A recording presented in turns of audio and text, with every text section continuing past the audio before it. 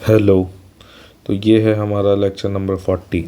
ठीक है, IBGO का स्किल टेस्ट और इंटरव्यू से रिलेटेड बात मुझे ये बतानी है कि मैंने बहुत गालियाँ खाई ऑन गोइंग इंटरव्यूज़ के बारे में।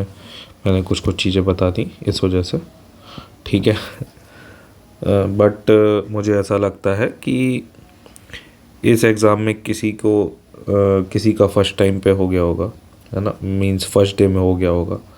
बट किसी एग्ज़ाम में ये भी तय है कि उसी बंदे को का थर्ड डे पे होगा जिसमें उसने पहले और दूसरे दिन का एनालिसिस देख के गया होगा तीसरे दिन। ठीक है, तो ये लाइफ है। कभी किसी के साथ ज़्यादा अच्छा हो रहा होता है, कभी किसी के साथ कम अच्छा हो रहा होता है। ठीक है, एट द एंड सारी चीज़ें इक्वल हो जाती हैं। ठीक है ना। अब इसमें जिन लोगों का फर्स्ट डे में हो गया है वो लोग ऑब्वियसली उनके साथ थोड़ा सा गलत हो रहा होता है कि यार मेरा फर्स्ट डे में हो गया। बट ये जो गवर्नमेंट एग्ज़ाम्स की प्रिपरेशन है इनमें आपके साथ ऐसा होता रहेगा। ठीक है ना। कभी आपकी शिफ्ट हार्ड आ जाएगी, लाइक SSC में होता है ना, कभी आपकी शिफ्ट हार्ड आ जाएगी, कभी और की शिफ्ट आसान आ जाएगी। ये सारी चीज़ें रहती हैं। आपने देखा होगा नॉर्मलाइजेशन का इशू में कितने लोगों का कट जाता है, बहुत ज़्यादा। ठीक है ना। दूसरा ऐसा है कि सपोज़ करो कि कोई मैथ्स का पेपर पहले होता था, CGL मेंस का, और ऐसा होता है मैथ्स के पेपर में अगर आपके स्टार्टिंग में डिफ़िकल्ट क्वेश्चंस आ जाएं मैथ्स में तो ऑब्वियसली वो आपके कॉन्फिडेंस को ले डूबता है। उसके बाद आप जब आगे के पेपर देंगे, मतलब आगे उस पेपर को कंटिन्यू करेंगे तो उसको मुश्किल आएगी करने में। बशर्ते अगर शुरुआत में आसान क्वेश्चंस आ जाएं और उसके बाद वो डिफ़िकल्ट क्वेश्चंस आएँ तो आप शायद वो बेहतर तरीके से कर पाएँ। ठीक है, लेकिन वो रैंडमली पिक हो रहा होता है तो CBT में आप ये पता नहीं कर पाओगे ना कि किसके पहले क्वेश्चन आ गए किसके बाद में आ गए। वो तक मैटर करता है, तो वो भी लक का फैक्टर है। ठीक है ना। तो ऐसे ही आप हर एक चीज़ पे अगर कंप्लेन करते रहेंगे और धमकियाँ सी देते रहेंगे तो मुझे लगता नहीं बहुत बेहतर चीज़ है। बट ये बात मैं बिल्कुल मानना था, मैंने जब वीडियो बनाया था तब भी मैंने ये बात कही थी कि यार जो बाद वाले हैं उनको थोड़ा सा बेनिफिट मिलेगा। ठीक है, लेकिन ये बात भी तय है कि जो बाद वाले हैं उनके लिए वो डिफ़िकल्टी ऑफ क्वेश्चंस बढ़ जाएगी। ठीक है। अब ये सिर्फ आपके नज़रिए का हिसाब है, लेकिन बात ऐसी है कि जब तक एग्ज़ाम चल रहा है कोई एग्ज़ाम, उसको जो लोग पढ़ाने वाले हैं, जो एजुकेटर्स हैं, वो पढ़ाते रहेंगे अलग अलग तरह से कैप्शन डाल के। ठीक है ना। सच बात यह है कि पता उनको भी एग्जैक्ट सारी चीज़ें नहीं होती। ठीक है, अगर पता चल भी जाए तो वो चीज़ एग्जैक्ट डिलीवर करना काफ़ी मुश्किल रहता है। ठीक है, जो भी है, मेरा काफ़ी जस्टिफिकेशन हो गया। ठीक है, तो सिंपल सा फंडा ये है कि ये है हमारा लेक्चर। इसमें कुछ कुछ टॉपिक्स के बारे में मैं बात करूँगा। जैसे माइक्रो प्रोसेसर है, माइक्रो प्रोसेसर 8085 और 8086। 8085 थोड़ा सा डिटेल में, 8086 और भी कम, इससे ज़्यादा नहीं पूछा जा सकता। ठीक है, वो आपसे जो 8085 की कोडिंग है वो नहीं करवाने वाले। ठीक है, बेसिक चीज़ें पूछी जा सकती हैं तो देख लेते हैं। 8085 जो है 8 बिट का है और 8086 कितने का है, 16 बिट का। इसका जो ALU का साइज़ रहता है, अर्थमेटिक लॉजिक यूनिट, इसका साइज़ रहता है 8 बिट का और इसका रहेगा 16 बिट का। ठीक है, ये 8086 जो है वो एक्यूमुलेटर बेस्ड है और ये है रजिस्टर बेस्ड। आपको बस इतना ही बताना है कि ये एक्यूमुलेटर बेस्ड है, ये है रजिस्टर बेस्ड। ठीक है, इसकी जो मेमोरी साइज है, हाईएस्ट एक्सेसिबल मेमोरी स्कोप बोलते हैं अगर पूछा जाएगा, तो आपको बताना ही 64 KB है और इसकी 1 MB तक जा सकती है। 1 MB तक इसकी वो मेमोरी स्कोप है। ठीक है, चलिए उसके बाद इसकी फ्रिक्वेंसी की बात कर लेते हैं। 1 MB, 1 MB। ठीक है, फिर इसकी फ्रिक्वेंसी 3 मेगाहर्ट्ज़ तक जाएगी, जबकि इसमें 3 वेरिएंट मिल जाते हैं, 5, 8 और 10 मेगाहर्ट्ज़ के। ठीक है, इसका जो एड्रेस बस है वो सिर्फ 8 बिट का रहता है। ठीक है, इसकी 16 बिट का रहता है। ठीक है, इसमें पाइपलाइन स्ट्रक्चर अवेलेबल है नहीं होता है, इसमें पाइपलाइन स्ट्रक्चर होता है, बेसिकली एक के बाद दूसरा लगा होता है। ठीक है, उसके बाद बात कर लेते हैं, इसका सिंगल प्रोसेसर है, ये सिंगल प्रोसेसर में काम करता है, इसमें मल्टीपल प्रोसेसर्स होते हैं। ठीक, इसका बेसिकली सिंगल प्रोसेस कॉन्फ़िगरेशन होता है, ये मल्टीपल प्रोसेसर्स का कॉन्फ़िगरेशन होता है। ठीक है, इसमें कोई इंस्ट्रक्शन क्यों नहीं होती भाई, इसमें FIFO, first in first out, first in first out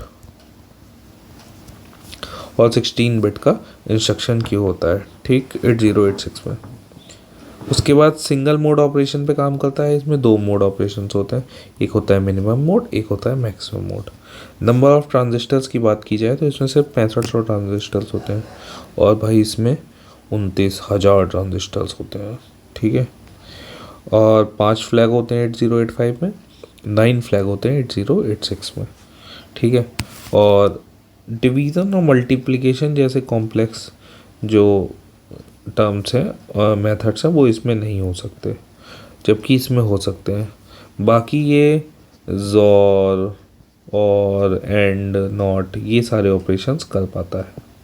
ठीक है, लेकिन डिवीज़न और मल्टीप्लिकेशन ये नहीं कर पाता है, नो डिवीज़न लिखा है, और ये लेकिन कर सकता है। ठीक है, तो बेसिक चीज़ें समझ में आ गई।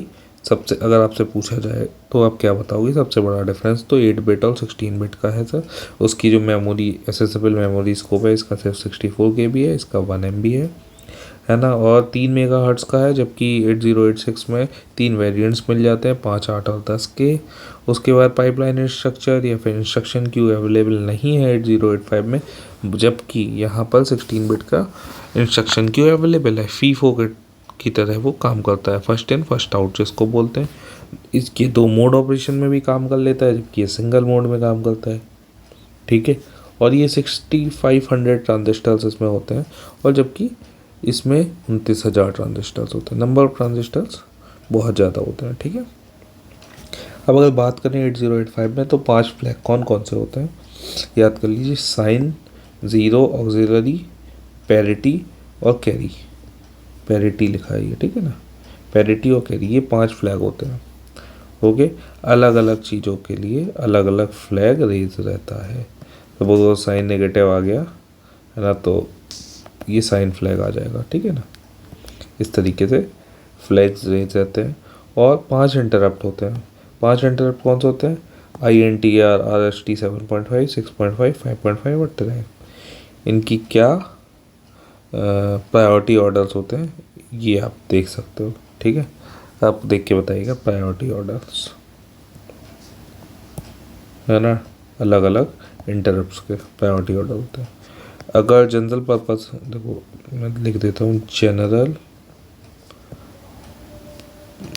जनरल पर्पस रजिस्टर कितने होते हैं भाई, 1, 2, 3, 4, 5, 6। ठीक, BCDEHLL। ठीक, ये होते हैं जनरल पर्पस रजिस्टर्स, और 40 पिन का IC होता है, ये भी और ये भी। इसमें अगर बात करें तो 27 आउटपुट हो गए, 21 इनपुट हो गए। अब आप कहोगे ये कितने हो गए, 48। लेकिन ऐसा एक्चुअली होता क्या है कि 8 पिन जो होते हैं वो इनपुट और आउटपुट का शेयरिंग कर रहे होते हैं, IO का शेयरिंग कर रहे होते हैं, तो टोटल होते 40 ही पिन है। ठीक है, तो ये हो गया ना, ये हो गया माइक्रो प्रोसेसर 8085 और 8086। काफ़ी इंपॉर्टेंट सा है, पूछा जा सकता है, बेसिक चीज़ें आप बता सको। इसमें 9 फ्लैग होते हैं, ध्यान रखिएगा भाई, है ना, इसमें 5 फ्लैग होते हैं, इसमें 9 फ्लैग होता है। ठीक, चलिए अब मैं कुछ IC के नेम्स लिख रहा हूँ, इम्पोर्टेंट IC के नेम्स आपसे पूछे जा सकते हैं कि बताओ टाइमर IC क्या होती है, या फिर रखे हों, अगर IC रखी है तो आपको देख के बताना हो तो आप बता पाओ। टाइमर IC का 55, मतलब ऐसे करके होगा, ऐसे ऐसे केकड़े टाइप के रहता है ना ये तो, और इसमें 555 लिखा होगा, बस बात ख़त्म। ये हो गई, आप तुरंत बताओगे भाई ये टाइमर है। 7400 की सीरीज़ रहती है, इसमें बहुत सारी आईसी होती हैं। आप एक बार ही डालोगे अगर गूगल पे 7400 आईसी सीरीज़ पीडीएफ, ठीक है, तो आपको कम से कम मुझे लगता है कि 100 के आसपास आईसी निकल आएंगी। मतलब बहुत सारी आईसी होती हैं, लेकिन अपने काम की जो है, जो अपने को याद रहनी चाहिए वो ये है जो मैंने लिख रखी है, नैंड। अब मैं गेट नहीं पढ़ा रहा हूँ, है ना, गेट आपको पता होना चाहिए, सिंबल ऐसा होता है A.P बार। नैंड की आईडी कितनी होगी 7400। आपने पढ़ा होगा ना, नैंड से अपन सारे गेट बना लेते हैं, है ना, नॉल से भी बना लेते हैं। तो 7 ऐसे करके याद रखो कि 7400 बेसिक चीज़ है, ठीक। फिर दो बढ़ाने हैं, सॉरी, दो बढ़ाने हैं।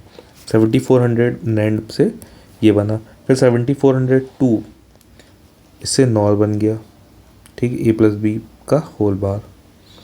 फिर 4 बढ़ाया, नॉट बन गया। फिर ये देखना डबल हो गया है ना, 2 4, फिर 4, फिर 8 बढ़ाया, फिर एंड बन गया। फिर 4, लो भाई दुगना वाला हिसाब, मल्टीप्लाई 32 वाला हिसाब है, उससे बन गया A+B, ठीक है, और बन गया। और 8 6 से बनता है XOR। XOR क्या होता है, ये AB बार प्लस BA बार, ठीक है, A बार B बात एक ही, ठीक। ये हो गए अपने आईसी के नेम से, ये याद रखना। 7400 का नैंड होता है, टाइमर बहुत इंपॉर्टेंट है। फिर देखो नैंड नॉर नॉट, ऐसे याद रखो, नैंड नॉर नॉट। उसके बाद आ जाओ एंड और एक्सॉर, 8 बत्ते 86, ठीक। तो 2 4 8 में क्या 0 में तो नैंड हो गया, नॉर नॉट, ठीक, नैंड नॉर नॉट, ठीक। चलिए, ये हो गए गेट्स की आईसी, इंपॉर्टेंट आईसी नेम से याद रख लीजिएगा। अब डिफरेंट कंपोनेंट्स के बारे में देख लेते हैं, उनके यूजेस। एक्चुअली होता क्या है कि हमें पता होता है कि ये क्या है, बट एग्जैक्ट हम यूज़ नहीं बता पाते कि यार इसका क्या यूज़ होता होगा। अब जैसे रजिस्टर्स हैं, रजिस्टर का यूज़ तो बता ही लोगे यार, मैं नहीं बताऊँगा, मैं नहीं बता रहा, ठीक। चलिए, तो रजिस्टर आप देख लेना, पता नहीं था मैं। कैपेसिटर का डायरेक्ट एकदम से यूज़ पूछ दिया जाए तो आप क्या बताओगे। एक तो आपको याद आ जाएगा कि यार फ़ैन में लगा होता है, फ़ैन में लगा होता है तो होता करता क्या है, वो वोल्टेज फ्लक्चुएशंस को हैंडल करता है ना, ऐसा बोल सकते हो। तो control flow of electricity, continuous flow of electricity provide करता है। एक्चुअली होता क्या है, ये होते हैं पैरेलल प्लेट्स, है ना। अब यहाँ पे आया चार्ज, इनमें स्टोर हो गया, किन के फॉर्म में स्टोर होता है, इलेक्ट्रिक फील्ड के फॉर्म में। अब इलेक्ट्रिक फील्ड के फॉर्म में स्टोर हो गया और ये एज ए बैटरी बन जाता है। लाइट जाए अगर, मतलब जो फ्लक्चुएशन अगर फ्लक्चुएशन हो रहा है तो ये अपनी तरफ से चार्ज देने लगेगा, आगे कुछ सेकंड दे देगा, फिर तुरंत आएगा, फिर ये तुरंत चार्ज हो जाएगा, फिर जैसे ही थोड़ा लफड़ा हुआ तो फिर ये चार्ज दे देगा। तो इस तरीके से कंटिन्यूस फ्लो ऑफ बनाया रहता है। स्मॉल रिचार्जेबल बैटरीज बोल सकते हैं। तो अगर पूछा जाए कैपेसिटर का यूज़ क्या है, तो कि सर वोल्टेज फ्लक्चुएशंस को कंट्रोल करता है, continuous flow of electricity provide करता है। सिंपल क्या होता है, C = A/0/D, ये तो होता है, इनटू K कर देते हैं। चलिए, एलईडी भी तो क्या ही है, लाइट एमिटिंग डायोड, है ना, लाइट एमिटिंग डायोड। अब ये है तो डायोड ही, है ना, और उसमें इतना करंट अपन दे देते हैं कि उनसे फोटोन्स निकलने लगते हैं जो हमें दिखते हैं, बस। तो वो लाइट मिल जाती है अपने को, ठीक है, लाइट एमिटिंग डायोड, और कुछ खास नहीं है। चलिए, अब आ जाओ ट्रांजिस्टर। अब बताओ भाई ट्रांजिस्टर का यूज़ क्या होता होगा, सोच के देखो, है ना। ट्रांजिस्टर आपको याद आएगा कि यार कंप्यूटर के पहले जनरेशन में भी काम आया था, सेकंड में आया था, सेकंड जनरेशन में काम आया था। तो ये कुछ तो दिमाग है इसके पास, कंप्यूटर मतलब दिमाग, तो उसकी तरह काम हो सकता है। हाँ ठीक है, वही है एक्चुअली, लेकिन आपको बता सको आप अच्छे से। कॉम्प्लेक्स इलेक्ट्रिकल सिस्टम से बना सकता है ये, ठीक है, जैसे कि एम्पलीफायर्स बना सकता है, ठीक है, और बहुत सारे जो क्या बोलते हैं कंपोनेंट्स को एज ए ट्रांजिस्टर्स अपन यूज़ कर पा रहे होते हैं। जैसे मतलब बहुत सारे ट्रांजिस्टर्स मिला के आईसी बनती है ना, बहुत सारे ट्रांजिस्टर्स होते हैं उसमें भर भर के, ठीक है।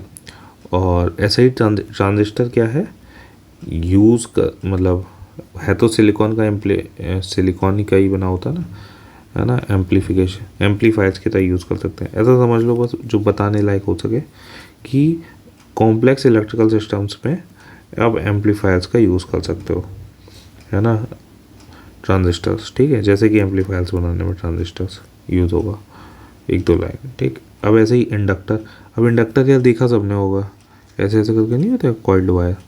अब लेकिन एग्जैक्ट यूज़ पूछा जाए कि भाई किस काम में यूज़ आ रहा है, तो नहीं समझ में आता है।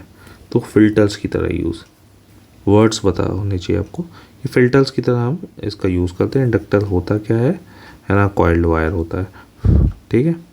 चलिए, आईसी इंटीग्रेटेड सर्किट बोलते ही हैं भाई इसको। इसमें क्या होते हैं, ये एक ऐसा इलेक्ट्रिकल कंपोनेंट है ना, ये अलग अलग इलेक्ट्रिकल आईसीज का अगर यूज़ देखा जाए तो आईसी एज ए ट्रांजिस्टर भी यूज़ हो सकती है, आईसी एज ए कैपेसिटर भी यूज़ हो सकती है, ठीक है। तो ये मतलब एक ऐसा इलेक्ट्रिकल कंपोनेंट है, इससे कुछ भी बनाया जा सकता है, ठीक है।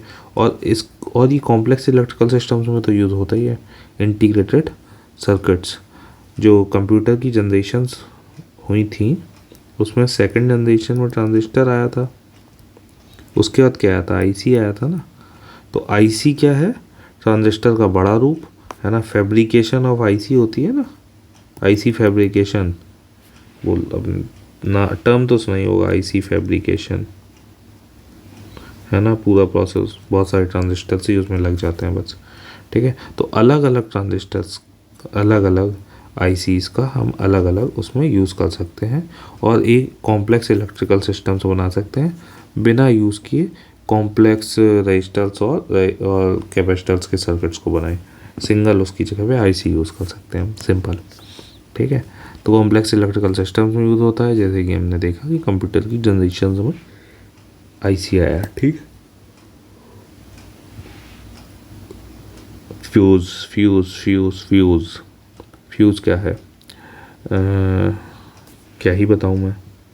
एक वायर होता है ना, मेन सर्किट से कनेक्टेड रहता है ना, वोल्टेज वगैरह ज़्यादा आया तो ये पिघल जाता है, ये बहुत पतला वायर होता है, वो हाई रेजिस्टेंस प्रोवाइड कर रहा होता है, ठीक है। हाई रेजिस्टेंस की वजह से ये तुरंत गर्म होता है, पिघल जाता है, टूट जाता है, तो घर के सर्किट, घर के सामान जलने से बच जाते हैं, बस सिंपल फ्यूज़ का यही मतलब है, यही यूज़ भी।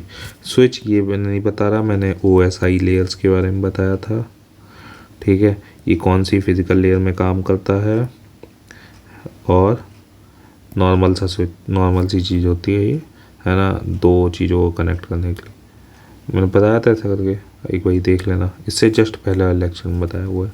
OSI की लेयर्स भी बताई हैं उसमें, बहुत इंपॉर्टेंट है, 7 लेयर। फिर आ जाओ ट्रांसफार्मर, भाई ट्रांसफार्मर सबने देखा है अपने घर के बगल वाले, है ना, जो फूक जाता है तो लाइटें चली जाती हैं, ठीक है। तो ये लेवल्स ऑफ AC करंट को चेंज करता है। तो ये पावर जो है अलग अलग सर्किट्स के बीच में जहाँ पर डिफरेंट वोल्टेज लेवल्स हैं, है ना, उसको चेंज करने में भी काम आता है, ठीक है। अब ऐसे ही समझ लो कि 11,000 10,000 वोल्ट की लाइन से वो कन्वर्ट कर देता है 220 वोल्ट में, ठीक है। हमारे घरों में 220 वोल्ट की सप्लाई कर देता है ना, 10,000 वोल्ट से कहाँ से आती है, ट्रांसफार्मर से, ठीक। बाहर से दूर से बहुत आने लाइट ऐसे आती है, क्यों, इतने हाई वोल्टेज में, ताकि पावर लॉस कम हो। और फिर थोड़ी थोड़ी दूरों में 220 वोल्ट में, क्योंकि हमारे घर में 220 वोल्ट ही झेल पाएंगे, अगर 220 वोल्ट से ज़्यादा आएगा तो फ्यूज़ उड़ जाएगा, ठीक है। तो हमारा ट्रांसफार्मर का बेसिक यूज़ क्या है, वोल्टेज लेवल्स को डिफरेंट वोल्टेज लेवल्स में, है ना, जो पावर है उसको चेंज करना, या फिर डिफरेंट AC करंट्स को चेंज करना, ठीक है, लेवल्स ऑफ AC। इसमें फ्रिक्वेंसी सेम रहती है, फ्रिक्वेंसी में कोई अल्टरिफिकेशन नहीं, कोई मतलब 50 हर्ट्ज़ आती है अपने इंडिया में, 50 हर्ट्ज़ मिलती है अपने को, इसमें ट्रांसफार्मर उसको चेंज नहीं करता, अच्छी बात ये है, ठीक है। देन आ जाता है रिले। रिले आपने देखा तो होगा, लिफ्ट में गए होगे ना, लिफ्ट में कट कट की आवाज़ आती है कई बार तो क्या हमेशा ही आती है ना। अब बहुत अच्छी वाली क्वालिटी होगी तो नहीं आती है ना। तो होता क्या है कि रिले एक इलेक्ट्रोमैग्नेटिक चीज़ है, इलेक्ट्रोमैग्नेटिक नहीं, इलेक्ट्रोमैकेनिकल स्विच है। इलेक्ट्रोमैकेनिकल स्विच है, इसमें मैग्नेट लगे होते हैं और जब तक काम कराना है उसे तब तक वो दूर, जैसे कि ऐसा समझ लो एक मैग्नेट है ना, एक ऐसा लोहा, वो इस तरफ गया तो कनेक्शन हो गया, इस्टेब्लिश हो गया, इस तरफ हो गया तो नहीं हुआ, तो उसे जब तक काम कराना है तो इस तरफ रहेगा और कनेक्शन इस्टेब्लिश रखेगा। और फिर कट सी आवाज़ आती है, इसको तोड़ के इधर चला गया या बीच में आ गया तो फिर वो कनेक्शन इस्टेब्लिशमेंट ख़त्म हो गया। ठीक है, तो वो उस काम में रिले का यूज़ करते हैं हम, रिले।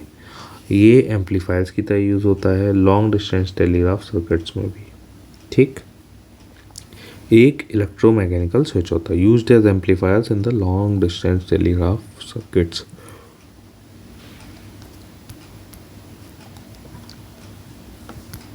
चलिए, तो रिले भी हो गया। अब क्लैम्पर, यार ये कि ये इलेक्ट्रिक कंपोनेंट है, हमने मल्टीमीटर बताया था ना। मल्टीमीटर तो सब कुछ कर ही लेता है, करंट भी नाप लेता है, ये सब कुछ। लेकिन अब बहुत है, एक वायर है ऐसे बीच में पड़ा हुआ है, उसका हमें करंट निकालना है, तो कैसे निकालेंगे बताओ। तो उसके लिए हम क्लैम्पर का यूज़ करते हैं। ये क्या करता है, मतलब ये समझो, ये इधर पे दिखा है ना, ये इस जगह पे इसको ऐसे दबाएंगे तो इन दोनों के बीच में स्पेस आ जाएगा, स्पेस आ जाएगा, उसके बीच में वायर घुसा देंगे। ठीक, वायर आ गया और इधर पे करंट की वैल्यू सेट कर देंगे। इसको देखो, ये वाली, ये स्विच है ये वाला, इसको दबाया, इन दोनों के बीच में, ये दोनों दूर चले गए, इनके बीच में वायर डाला और वायर को देखने, मतलब बस बीच में डाल दिया और फिर से बंद कर दिया। अब वो कह रहा है कि आपने सुना होगा कि जब भी कोई वायर होता है और उसमें करंट है तो उसमें इलेक्ट्रिक फील्ड की, वो मैग्नेटिक फील्ड का जनरेशन होता है। कौन सा लॉ था ये, इसमें जो प्रिंसिपल यूज़ होता है हॉल इफेक्ट, है ना। तो अब ये हो क्या रहा है कि मैग्नेटिक फील्ड से ही उसको मैग्नेटिक फील्ड का पता चल जाएगा इन मैग्नेट से, इस क्लैम्प से, तो फिर उसके अकॉर्डिंगली कैलकुलेशन करके हमें यहाँ पे करंट का एम्पियर्स में दे देगा कि इसमें कितना करंट है। सिंपल सा फंडा है कि एक मैग्नेट, एक जो लाइन है जिसमें करंट है वो मैग्नेटिक फील्ड प्रोड्यूस करती है, उस मैग्नेटिक फील्ड को ये कैप्चर करता है और हमें बता देता है। इसको पढ़ लो। मैग्नेटिक इंडक्शन प्रिंसिपल का यूज़ करता है, एसी करंट मेजरमेंट्स में इसका बहुत काम में आता है और कांटेक्ट करने की ज़रूरत नहीं होती। अब बहुत हैवी करंट है, आपने देखा होगा, मैंने मल्टीमीटर बताया था, यहाँ पे 1 2 3 वो थे, यहाँ पे आपने COM ब्लैक वाला घुसा दिया था, इधर पे रेड वाला था, ये भी रेड वाला था, लेकिन जब अप टू 10 एम्पियर करंट था, अप टू 10 एम्पियर करंट था, ठीक है ना। और यहाँ पे तो हल्के बुल्के थे, बस अगर 10 एम्पियर के आसपास का करंट आ रहा है तो हमें अलग से रेड लगाना था। और स्पेशल इंस्ट्रक्शन ये भी था कि 10 सेकंड से ज़्यादा नहीं टच कराना है वरना उड़ जाएगी प्रोब्स। ठीक है, तो भाई हमें अगर ज़्यादा हैवी करंट है तो हम कैसे पता कराएं, तो क्लैम्पर का यूज़ कर लेते हैं हम। क्लैम्पर में टच भी नहीं करना पड़ता है, दूर से हो जाता है ना। तो the flow of current through out a wire generates magnetic field, जो मैंने बताया। तो hall effect sensor mainly detects the magnetic field, इसमें हॉल इफेक्ट सेंसर होता है, वो फ्लो ऑफ करंट को, है ना, और जो भी ये फ्लो ऑफ करंट क्या लिखा है, is caused by the flow of current due to cause of less voltage across the sensor. जो बेसिकली हमें एक कंपोनेंट पता चल जाए तो फिर हमें करंट भी निकाल लेंगे। ठीक, मैग्नेटिक फील्ड के का यूज़ करके मैग्नेटिक इंडक्शन प्रिंसिपल आप बोल देना, काम आपका हो जाएगा। ठीक है, बहुत ज़्यादा ज्ञान लेने की ज़रूरत है नहीं अभी। ठीक, तो आपसे अगर पूछे मल्टीमीटर वाला कि भाई 10 एम्पियर से ज़्यादा का करंट अगर आ जाएगा तो कैसे नापोगे, तो हम सर क्लैम्पर का यूज़ कर लेंगे, है ना। आप क्लैम्प मीटर ला दो हमें, हम देख के बता देंगे अभी। ठीक है ना। चलिए, सो ये हो गया, आपका काफ़ी हद तक काम हो गया। ठीक है, मैंने माइक्रो प्रोसेसर बता दिए 8085 8086, इसको देख लेना यार, है ना, काम की चीज़ है। और मैं PDF बहुत अच्छे से नहीं बना पा रहा हूँ तो मैं इसमें लिखता जा रहा हूँ, राइटिंग मेरी ख़राब है, आपको थोड़ा सुनना पड़ेगा। ठीक है।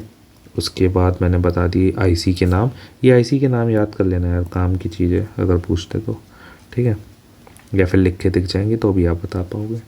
उसके बाद डिफरेंट कंपोनेंट्स के यूजेस मैंने बता दिए, एक एक दो दो लाइन का हिसाब है जो आप बता सको, ताकि सामने वाले को पता लगे कि अच्छा आपको पता है, ठीक है। बाद बाकी आपको इनका अंदर का मटेरियल पता है, ठीक है। बहुत मतलब आपसे अगर बोला जाए कि इसके बारे में बताओ तो आप चीज़ें बता पाओगे, लेकिन एग्जैक्ट कुछ वर्ड्स में, ताकि वो सामने वाले को पता चल जाए कि आपको पता है, वो बताना मुश्किल होता है। तो वर्ड्स है ना, कीवर्ड बेसिकली पता कर लो आप एक बार ही, वो एक बार देख लोगे, इतना समझ में आने लायक राइटिंग है। अगर आपने पढ़ा है, सुना है मेरा, तो समझ लोगे राइटिंग भी, ठीक है। रिले वगैरह, क्लैम्पर क्या होता है, ठीक है ना। चलिए फिर, थैंक यू। और आई थिंक 230 सब्सक्राइबर्स हो गए हैं, ठीक है यार। वीडियो पूरा देखा करो, पूरा देखा करो।